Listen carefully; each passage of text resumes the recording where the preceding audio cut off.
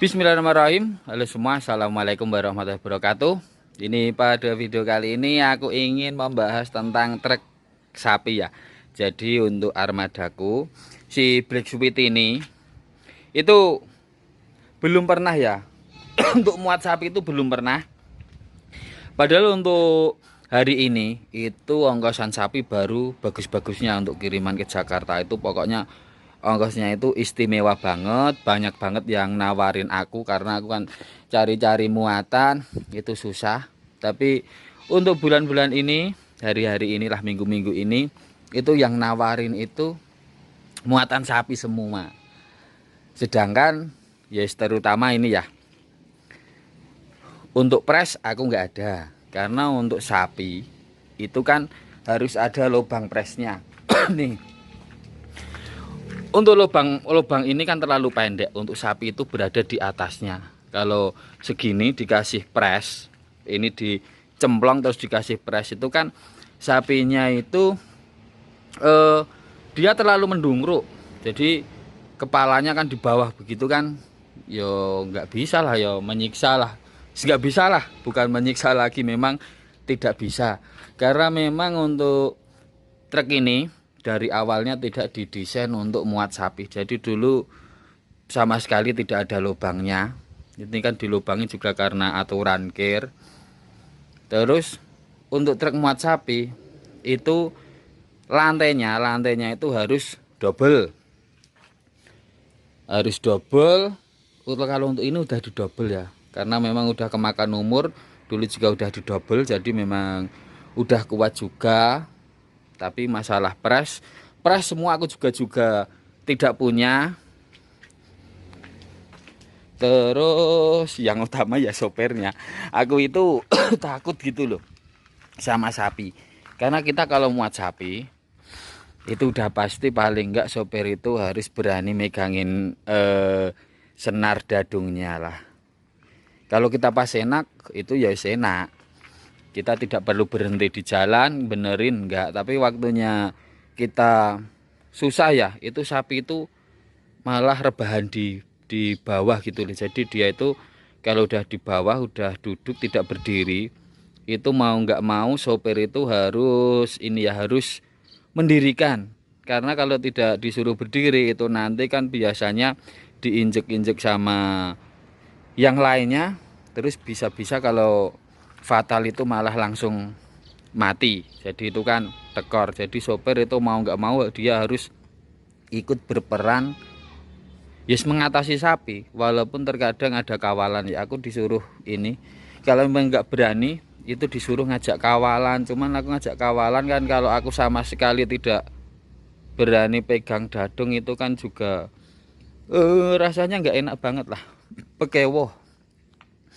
Terus untuk desain ya, untuk desain truk yang memang sering ngelan sapi, udah pasti yang kelihatan ada lubang presnya, punya pres banyak, lantai udah didobel.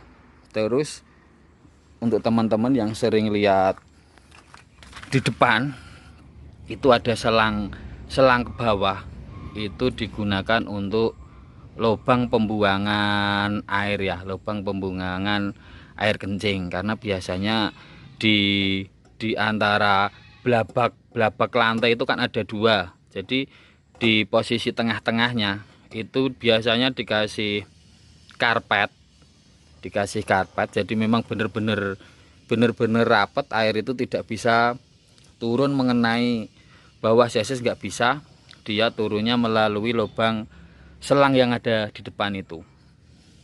Truk sapi juga ada itunya.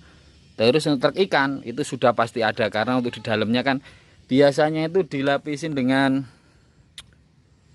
fiber itu loh. Baknya itu dalam itu dilapisin dengan fiber, jadi memang didesain khusus biar airnya itu tidak mengenai besi-besi. Karena memang untuk airnya kan ganas banget ya. Terus untuk truk sapi itu biasanya di sesis ya, di atas sesis di sini ini dikasih talang air itu loh. Jadi supaya ini air kencing yang memang dia rembes ke bawah itu tidak langsung mengenai sesis, tapi dia kan di atasnya ada pelapis terpalnya itu, jadi dia ya wes langsung ke sebelahnya, tidak mengenai sesisnya. Jadi ya aku nggak berani, aku mending aku cari-cari muatan yang lain, nggak berani aku. Lagian kan juga belum pernah. Kalau untuk masalah membawanya katanya ya yang penting waktu kita berada di tikungan kita itu jangan terlalu ngeplek boleh, tapi pokoknya harus kalem gitu loh, nyantai, tidak bisa langsung main untir bekok gitu, enggak, nanti yang ada kan malah sapinya ini pada duduk ambruk semua lah itu, terus repot. Karena temanku kemarin juga ada itu, malah dia sampai di Cipali dia harus bongkar sapinya di rest area karena memang ada salah satu sapi itu dia sama sekali nggak mau berdiri, udah di bagaimanapun caranya, udah dicabai, udah dibalsam, itu tetap tidak mau berdiri. Jadi mau nggak mau ya bongkar. Bahkan ada kejadian lucu juga, sapi itu ada yang lepas jadi di jalan di tol gitu, ada salah satu sapi itu dia lompat terus tidak ketahuan, tahu-tahu udah waktu di tujuan itu sapinya nggak ada satu. Itu ada juga orang waktu itu cerita itu bisa ketawa semua loh, masa sapi segede gitu dia loncat tidak kerasa. Pokoknya banyak banget lah cerita lucu ya. Tadi juga ada tawaran ini, aku bawa kambing bawa 30 ekor. Aku juga nggak berani juga karena aku belum pernah bawa kambing. Terus kambing itu biasanya di sini ada di panggung, jadi di tengahnya itu dibikinkan sekat, jadi ada bawah ada atas.